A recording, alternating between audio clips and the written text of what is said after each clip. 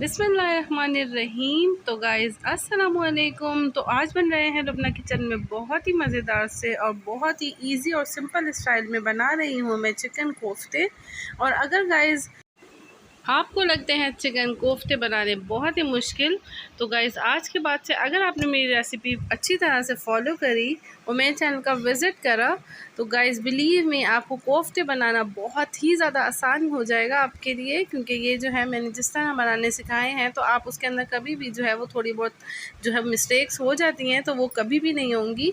तो ये देखिए मैंने हरे मसाले लिए हैं, स्पाइसीज़ लिए हैं, खसखस ली है, भुना हुआ बेसन लिया है। तो बहुत ही मज़ेदार से बन के हमारे जो कोफ्ते हैं रेडी होते हैं। तो अगर अभी तक आप लोगों ने मेरे चैनल को सब्सक्राइब नहीं करा है तो सब्सक्राइब कर लें और बेल आइकन के बटन को भी ज़रूर प्रेस करिएगा। तो गाइज़ मिलते हैं कोई नई रेसिपी के साथ इजी और सिंपल वे में। अल्लाह हाफ़िज़।